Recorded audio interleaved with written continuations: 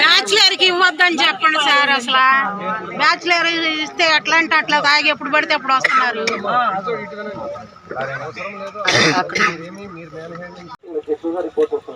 అంటే అఫెన్సెస్ కోసం చెప్తే మీరు భయపడకూడదు, అసలు జాగ్రత్తలు తీసుకోవాలి. కోటప్పకొండ వెళ్ళే రోడ్లో మన పురుషోత్తంపట్నం అత్త రోడ్ నుంచి కోటప్పకొండ వెళ్ళే రోడ్లో వాకింగ్ జాగ్రత్త ఉన్నాడమ్మా. మీ వాకింగ్ పోయేటప్పుడు వెనకాల నుంచి బైక్లు వస్తున్నప్పుడు ఏమైనా వస్తే మీరు సైడ్కి జరగండి.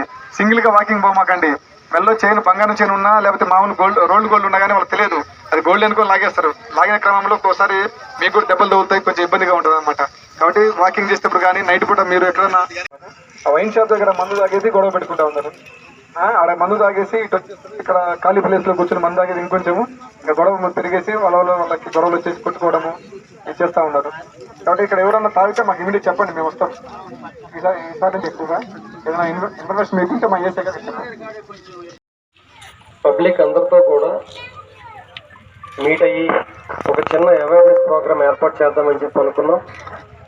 దాన్ని ఇంత ఘనంగా ఇంతమందిని గ్యాదర్ చేసి ఏర్పాటు చేయడంలో కృషి చేసిన పెద్దలకు మరియు ఇక్కడ ఇన్ఛార్జిగా ఉన్న మా ఏఎస్ఐ అనంతలక్ష్మి గారికి, అదేవిధంగా డ్రగ్స్కి సంబంధించి గంజాయి కానీ ఇంకా ఏదైనా మాదక ద్రవ్యాలు ఏవైనా సరే అలాంటి సరఫరా కానీ ఎవరైనా సరే చేస్తున్నట్లు మీకు సమాచారం ఉంటే దయచేసి మాకు పర్సనల్గా ఫోన్ చేయండి.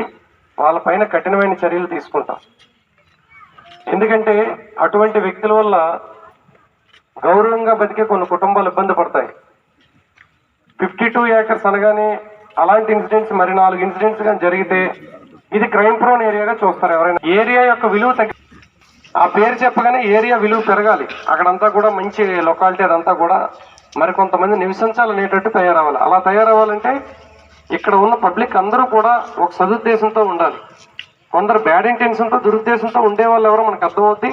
వాళ్ళ గురించి మాకు సమాచారంగా అందించినట్లయితే మీకు ఖచ్చితంగా స్ట్రింజెంట్ యాక్షన్ అయితే తీసుకుంటాం.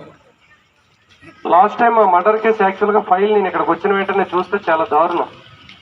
ఆ అమ్మాయిని ఓకే, అమ్మాయికి అబ్బాయికి ఎట్లా రిలేషన్ అనేది పక్కన పెడితే అమ్మాయిని ఇక్కడ తీసుకొచ్చారు. ఇంతమంది ప్రజలు ఇక్కడ నివసిస్తున్నారు, చక్కగా ఫ్లాట్ తీసుకొచ్చారు, అక్కడే వాళ్ళు మాట్లాడుకున్నారు. తర్వాత ఆమెను చంపేసిన తర్వాత మెడలో ఉన్న బంగారాన్ని తీసుకెళ్ళిపోవడం జరిగింది.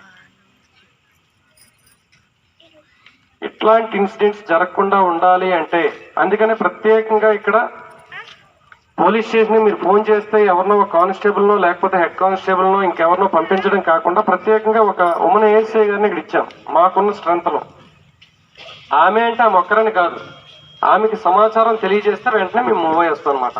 అంటే ఒక అవుట్ పోస్ట్ లా పెట్టాం. ఎందుకు ఇక్కడ అవుట్ పోస్ట్ లా పెట్టారు గతంలో ఆఫీసర్స్ అంటే ఇక్కడ అటువంటి క్రైమ్ జరగడానికి అవకాశం ఉందని చెప్పేసి మేము నమ్ముతున్నాం. సో ఎటువంటి ఇల్లీగల్ యాక్టివిటీ ఉన్నా సరే దయచేసి వెంటనే తెలియజేయండి. వాళ్ళ పట్ల మేమైతే కఠినమైన చర్యలు తీసుకుంటాం వెంటనే. ఇంకేమైనా సమస్యలు కానీ ఇక్కడ ఉంటే మీరు చెప్పండి మొహమాట పడకుండా.